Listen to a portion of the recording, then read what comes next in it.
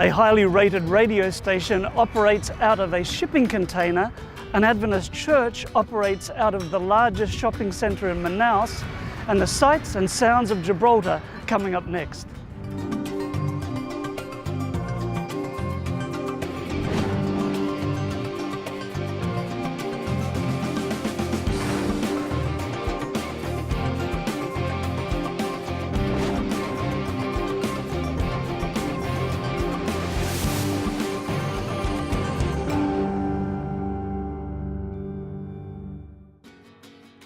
Hello and welcome to Mission 360. I'm Gary Krause. Today's program is coming to you from Gibraltar, right at the southern tip of Europe. And in fact, behind me here you can see what the ancient Greeks referred to as the end of the world. And you can see across there the tip of northern Africa. And of course the interaction between Europe and Africa through the years has been kind of a love-hate relationship. The colonization of Africa brought terrible hardships to the people there. But on the other hand, many missionaries inspired by the love of God went across to this continent to share the good news about Jesus.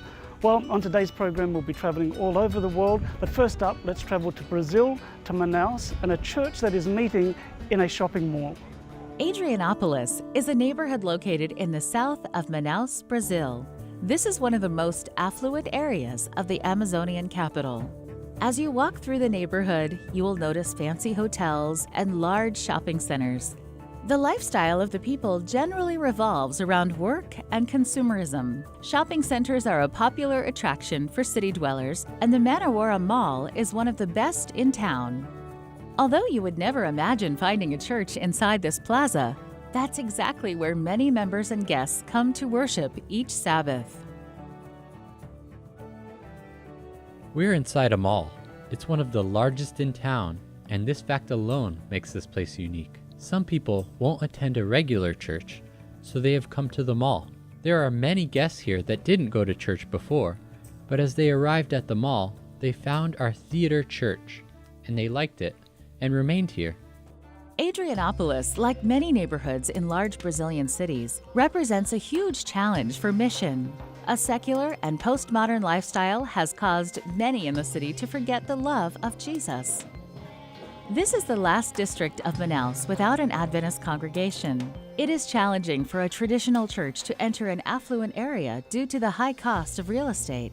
These meetings first began in a hotel auditorium nearby, and now they meet in the mall theater. This new and creative approach to location and worship style attracted the interest of shoppers who wanted to learn more about the church and the Bible. As a result of our decision to congregate inside a mall theater, this opened the door to several new people who attend here. Our worship style is a little different. We offer praise and worship through music. It's very lively and energetic. We have Sabbath school in small groups, and even our dress is more relaxed and informal by losing the tie and suit jacket. It's easier to relate to visitors from a different lifestyle and social class this way. People shopping at the mall look just like the people who are sitting in church. They feel like they belong when we don't look too different from them. The sign at the theater entrance reads, "New Time, Free Entrance." It's an intriguing invitation to some and a familiar reminder of Hope Channel, a countrywide television ministry where show hosts often invite viewers to visit churches like this. I felt embraced with love, and all I wanted to know, all my questions were properly addressed in proportion to my needs. In an effort to attract a greater diversity of people at the theater church, Adventists in the community forged relationships through a special group called the Class of Friends. In this group, people have the opportunity to familiarize themselves with biblical teachings and ask important questions. Our Class of Friends is attended by about 60 students. You see people taking baby steps, coming to the mall and finding a study group. So they slowly move closer, and all of a sudden, they begin attending church with us and get involved in mission. There's a great fulfillment as we observe visitors first learning the Bible and then becoming a part of this community. Our group is very diverse, and this makes it all the more interesting. There are doctors, lawyers, and people of many professions. What's most interesting to me is the religious diversity and some who are part of spiritualistic groups native to Brazil. We interact with a mixture of different views and ideas, but ultimately we arrive at a unique perspective presented by the Bible alone. God created a beautiful variety of people, and accordingly, the Bible presents many creative approaches to mission work. As His servants to different tribes, nations, and tongues, we should contextualize the message of hope we are given.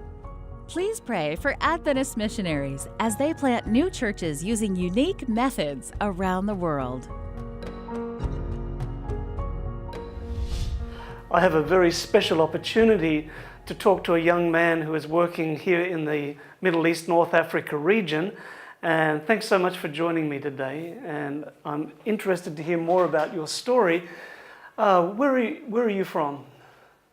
Okay, I'm from South America. Okay, and this is a very, very different region of the world. And you came here with your family for a special purpose. What was that?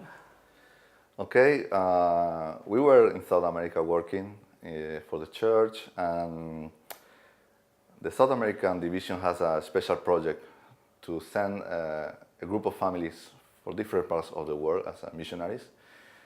And we heard about this, we get excited about this. At the beginning, we didn't saw that we really will have the opportunity because South America is a big area and there's many families that could have this opportunity, and why us? I mean, but at the end, God leads the things, and we are here. We are really happy to be here in this project. Okay, now, as you say, there was a long list of young people who wanted to come here to serve. What motivated you? Why did you and your wife have an interest in coming here?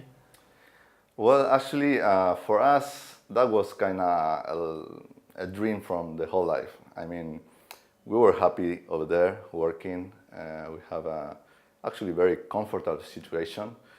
In the last part of our work over there, I was even working in the union as a youth director. So we were happy there. But always in our heart was this feeling that we wanted an experience from like another part, far from our place. And actually for my wife, she was already having in some way, because she's French and she was living in South America, working there. When we heard about this opportunity, we started to pray and we let to God to decide. And at the end, it was really even miraculous how God lead the events and opened the doors for us to come. Wonderful. So you did come, and when you arrived here, totally different language, totally different culture, totally different climate. What have been the major challenges that you've faced? Well, we thank God that actually until now we don't have like a really tough situation to face or to adapt ourselves. This is a very nice country, even I can say the open country with foreign peoples. So in this aspect we are fine. Maybe for the other hand, our challenge actually is kind of learn about this culture and adapt ourselves to get the point to approach the people and mingle with them, and at the end, hopefully, reach them. So, of course, you have the language, because with foreign language you can manage here, but if you be able to learn the Arabic and really mingle with them in this level, it will be, of course, very much better to do the work. Yeah. How have people reacted as you have sought to make friends with people here? Well, as I said, in general, people are very open with foreigners. So in this aspect, it's not too hard. But we face actually some difficulties at the beginning to build some friendship, because you need to have some like a good excuse to be here. to be there. No, I mean to go in their houses or to share some right. special moment with them, because in the street you will not build friendships, and we face some challenge in that aspect. But God allowed us to start some activities. For example, I sing in a choir here, sing like some couple months ago, and being in the group is a very, very good way to build this friendship, because you see the same group every week, and then you spend some special moment like short trips or presentation or whatever. And we are seeing a very, very nice opportunity to build some friendship with them. Also, my kids, since a couple months ago, they start to make friendship with the other neighbors in the building. So now almost every day they are playing together. So it's a way to start to mingle with the families, and we are happy for that. Yes, children are a wonderful bridge, aren't they? Yes. That's why I say to church planters, the best thing you can do when planting a church is have a baby. Because then you walk through the neighborhood and people want to look and you start talking, right? Yes. So what is your hope? What is your dream for your time here? What would you like to see happen? Well, we are happy because God has opened many doors in these last months. We are having very good support from the church. We are having Global Mission Pioneers coming up. We are having COI projects. Centers of influence. Centers of influence, yes. Different projects that will help us to mingle with the people and to make connections, because that's the beginning. Here you need to develop a good friendship to be able one day to share something else, you see. So we see that God is open doors. And for the other hand, we have a few, very few, but we have at least some Adventist, local people, Adventist, and they are here as a result of the Adventist World Radio, actually. And they are Adventist for a couple of years already, but they was kind of alone for a long time. So we are not supporting them. We will try to train them and to equip them and hopefully organize like home churches with them. So that's the other side of our dream that we want to see in a couple of years growing up. Fantastic. Thank you so much for sharing with us today. Thank you for coming. And viewers at home, what a tremendous challenge in this region of the world. But there are hundreds of dedicated people, such as our guest today, who are here throughout the region, making a difference, putting Christ's method into practice as they mingle, show sympathy, minister to needs, win confidence, and bid people to follow Jesus. Please pray for them. We'll be right back after this break.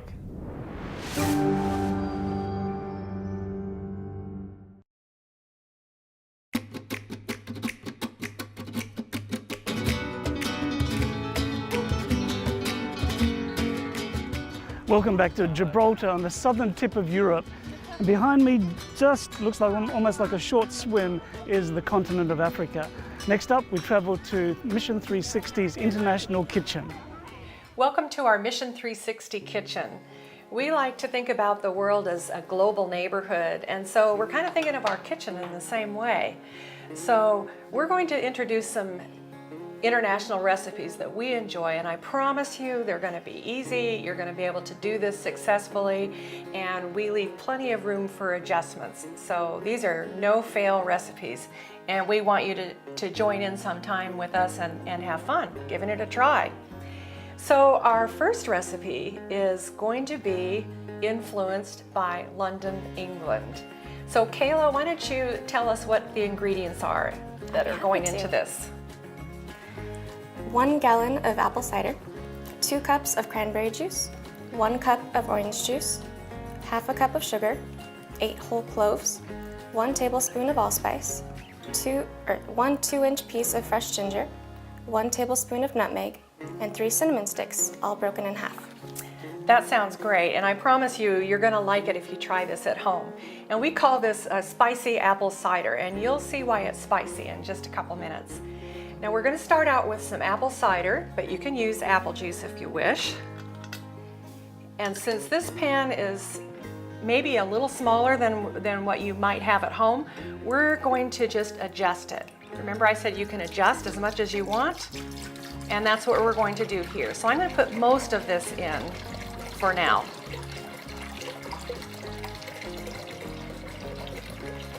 This is going to be delicious.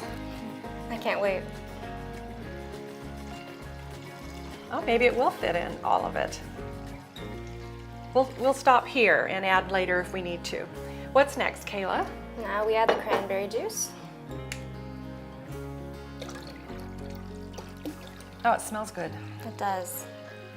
It's very rich. And next we're going to add some orange juice.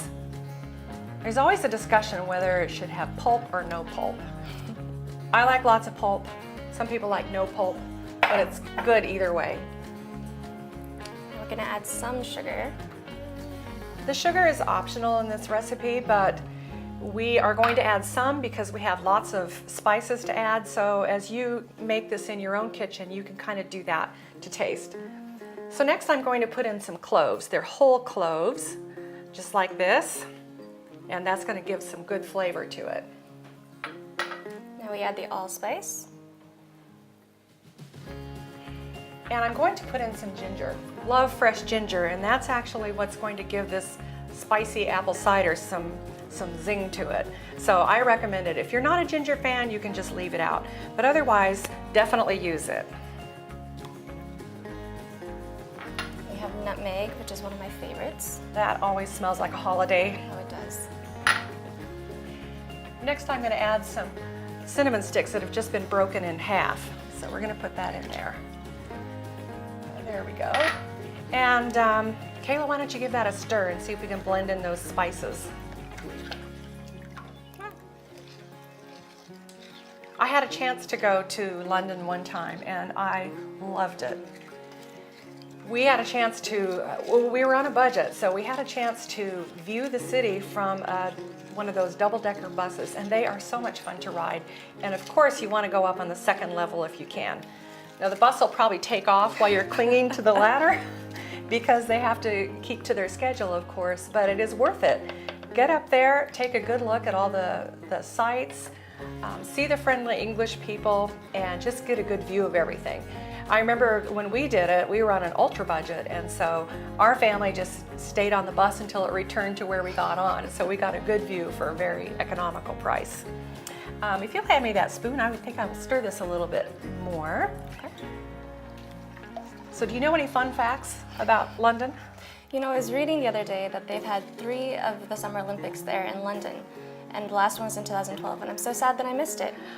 That would have been a great event to go to. Definitely. I'm not a sports fan, but I do love the Olympics. It always makes me excited when I see the different athletes from the different countries and where they're from. So we're going to just put the lid on this and let this simmer for about 2 to 4 hours. And then we'll give it a try. So we'll just put this on and we'll come back to it a little bit later and show you what it tastes like.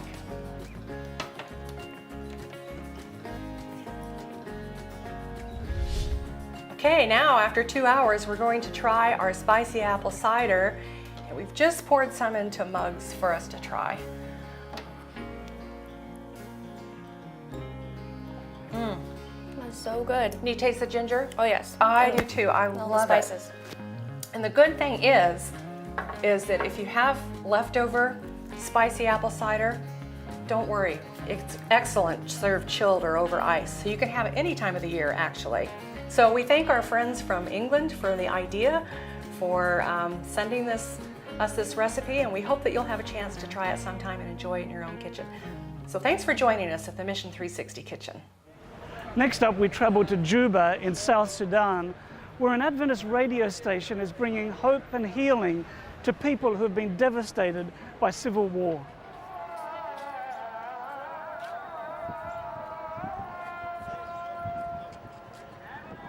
Throughout the Middle East and North Africa, loudspeakers are commonly seen mounted on top of mosques and minarets. The speakers are used 5 times per day in a call to prayer, sometimes beginning as early as 4 a.m.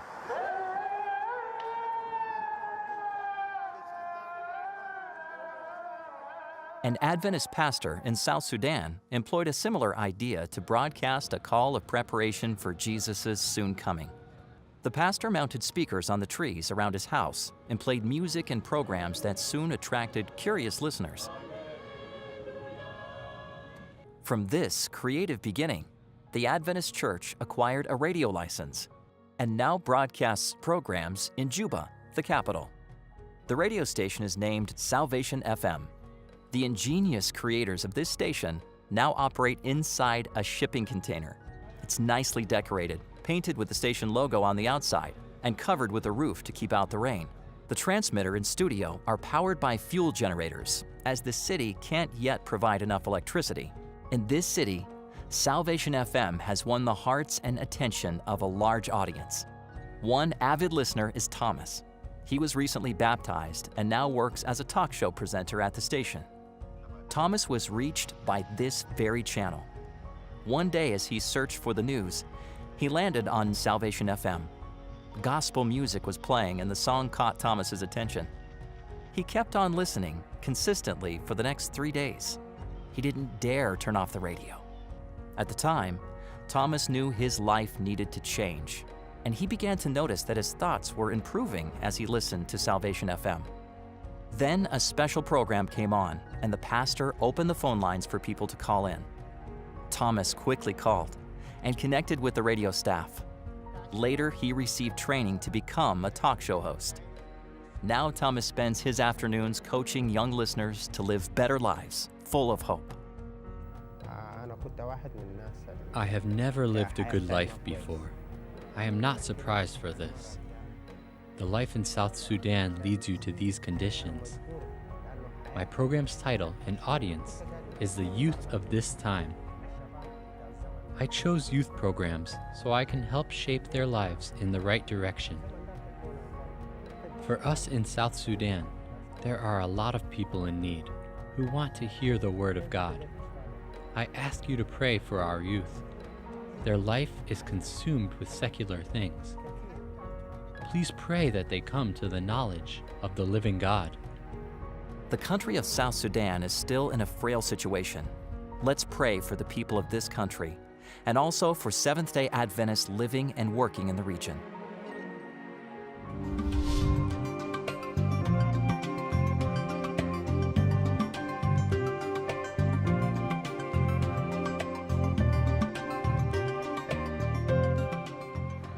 This spectacular cave, carved into the rock of Gibraltar, was intended to be a hospital in the Second World War, but fortunately the bombing by Hitler's Air Force never took place, and so it never was used for that purpose.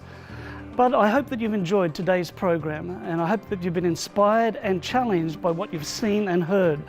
As we see a mission taking place all around the world, I want to thank you for your personal involvement, for your prayers, and also for your financial gifts that do make a difference. And as a small thank you, we would like to send you this book. It's called God's Great Missionaries, and it's full of stories from around the world talking about putting mission into action. Well, for Adventist Mission, I'm Gary Krause, and I hope that you can join me next time right here on Mission 360.